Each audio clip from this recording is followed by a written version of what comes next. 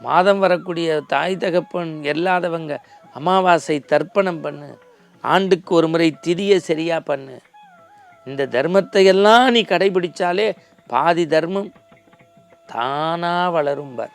கோவிலில் சுவாமிக்கு கும்பாபிஷேகம் முடிஞ்சு அபிஷேகம் பண்ணிட்டா எல்லாருக்கும் அன்னதானம் நடக்குமே, அதற்கு போய் கைங்கரியம் செய்யுங்கள், கையால் உதவி செய்யுங்கள்.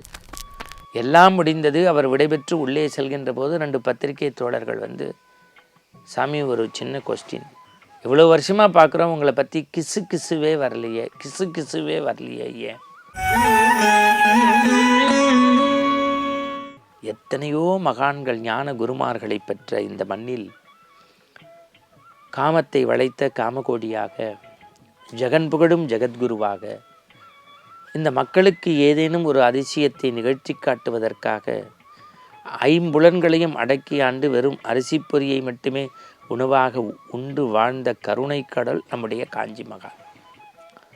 அவருடைய சிறப்புகள், பெருமைகள், ஆனந்தங்கள், அற்புதங்கள் நிறைய பார்க்குறோம். ஆனால் இன்றைக்கி சின்ன சின்ன விஷயங்கள் அவருடைய வாழ்க்கையில் நடந்ததை பார்க்க போகிறோம். முதல்ல நம்முடைய வாழ்க்கை பண்பட்டு ஆனந்தமயமாக இருக்க அவசியம் நாம் வாசிக்கக்கூடியது பெரியவர் சொல்ல சொல்ல அண்ணா ரா கணபதி அவர்கள் எழுதிய தெய்வத்தின் குரல். அதை படிச்சுட்டுனாலே இந்து தர்மம் ஏன், எதற்கு, எப்படி, நம்முடைய மண்ணின் மரபார்ந்த விஷயம் என்ன, மங்கள வழிபாடு என்ன, நம்முடைய வாழ்வின் குறிக்கோள் இலக்கு என்ன என்பதை எளிமையாக புரிஞ்சுக்கலாம். ஒன்றுமில்லை, ஒரு 75வது ஆண்டு பெரியவாளுக்கு ஒரு சிறிய பாராட்டு நடக்கிறது. ஊர் கூடி தேரிழுப்பதை போல ஊரே வியந்து பாராட்டு நடக்கிறது. எல்லாம் முடிந்தது. அவர் விடைபெற்று உள்ளே செல்கின்ற போது 2 பத்திரிகை தோழர்கள் வந்து, சாமி ஒரு சின்ன கொஸ்டின், நல்லா கேளுங்க, இவ்வளோ வருஷமாக பார்க்குறோம் உங்களை பற்றி கிசுவே வரலையே, கிசுவே வரலையே ஏன்?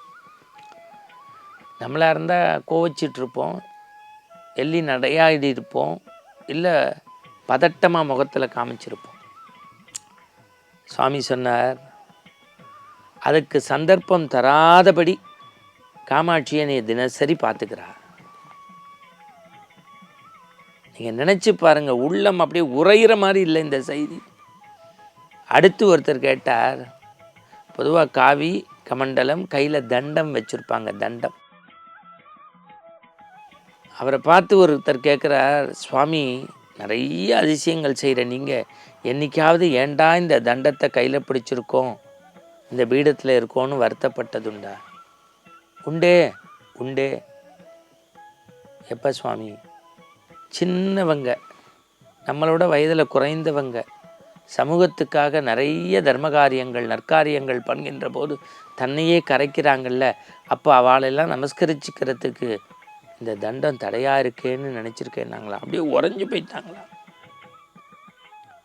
நீங்கள் பாருங்கள், சுவாமி எப்போதுமே ஆடம்பரமான விஷயத்தை சொல்ல மாட்டார், எளிமையாக.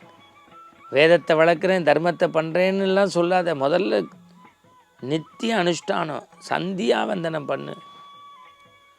மாதம் வரக்கூடிய தாய் தகப்பன் இல்லாதவங்க அமாவாசை தர்ப்பணம் பண்ணு, ஆண்டுக்கு ஒரு முறை திதியை சரியாக பண்ணு. இந்த தர்மத்தையெல்லாம் நீ கடைபிடிச்சாலே பாதி தர்மம் தானாக வளரும்பார். இந்த தர்மத்தெல்லாம் கடைபிடிச்சாலே பாதி தர்மம் தானாக வரும். அள்ளி அள்ளி கொடுப்பது தான் தான தர்மம் அப்படின்னு நினைக்க வேண்டாம். ஒரு பிடி செய்யும்பார். எப்படி? தினசரி நம்ம சாப்பிட்றதுக்கு வச்சுருக்கக்கூடியமே அரிசி, அந்த உணவு களைஞ்சு அரிசி பானையில் போடும்போது கடைசி ஒரு பிடி எடுத்து ஒரு டின்னில் போட்டு சேர்த்துக்கிட்டே வந்தால் 30 நாள் அண்டா நிறைஞ்சிரும்.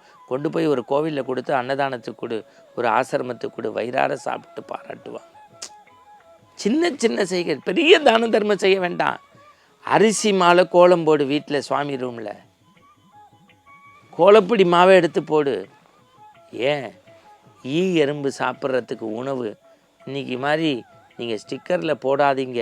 ஏனென்றால் அந்த அரிசி மாவை உணவாக உண்டு உயிர் வாழக்கூடிய ஜீவராசிகளின் காத்து கொண்டிருக்கும் என்று கருணையோடு சொல்கிறார் என்றால் நீங்கள் நினச்சி பாருங்கள். வழிபாடு அப்படின்னா நம்ம சகஸ்ரநாமம் சொல்கிறது, லட்சார்ச்சனை பண்ணுறது, கோடியை கொட்டி அபிஷேகம் பண்ணுறது. ஆண்டுக்கு ஒரு முறை குலதெய்வ வழிபாடு அவசியம் செய்யுங்கள். உங்களால் முடிந்ததை செய்து ஒரு தூபதீப ஆராதனை செய்து வாருங்கள். குலதெய்வம்தான் முதலில் இஷ்ட தெய்வம். எப்படி எளிய விஷயங்களை சொல்றார். நீங்கள் கோவில் கட்டுவதற்கு உதவ வேண்டும். எப்படி? சில பேர் 12 ஆண்டுக்கு ஒரு முறை நடக்கக்கூடிய கோவில் குடமுழுக்கு புனரமைப்புக்கு பணத்தை கோடியாக கொடுப்பார்கள். சில பேர் லட்சத்தில் கொடுப்பார்கள், சில பேர் 1000ல் கொடுப்பார்கள், சில பேர் 50 100ஆக கொடுப்பார்கள்.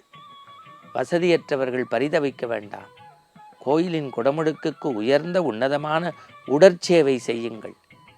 உடம்பால போய் வேலை செய்யுங்க. அதுவும் முடியாதவங்க அந்த நிகழ்வில் நடக்கக்கூடிய தான தர்மங்களில் கைங்கரியம் செய்யுங்கள். அதுவும் முடியாதவர்கள் கோவிலில் சுவாமிக்கு கும்பாபிஷேகம் முடிஞ்சு அபிஷேகம் பண்ணிட்டா எல்லாருக்கும் அன்னதானம் நடக்குமே, அதற்கு போய் கைங்கரியம் செய்யுங்கள். கையால் உதவி செய்யுங்கள். சாப்பிட்ட இலையோ தட்டோ எடுத்து உதவுங்கள்.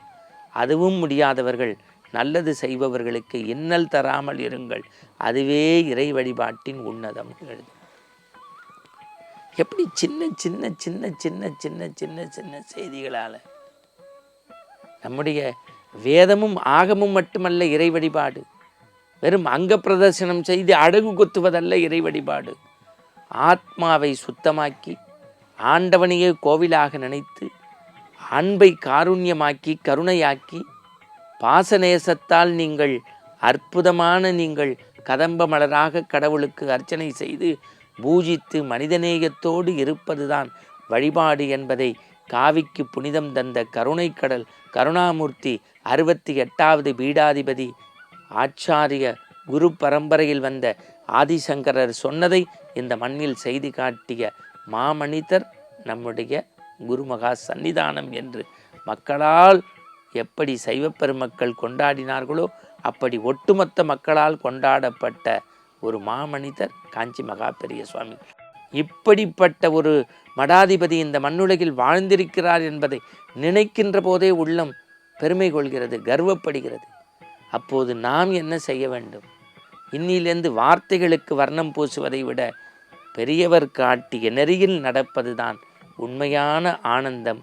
அதுவே பேரானந்தம். மீண்டும் நாளை சந்திப்போம்.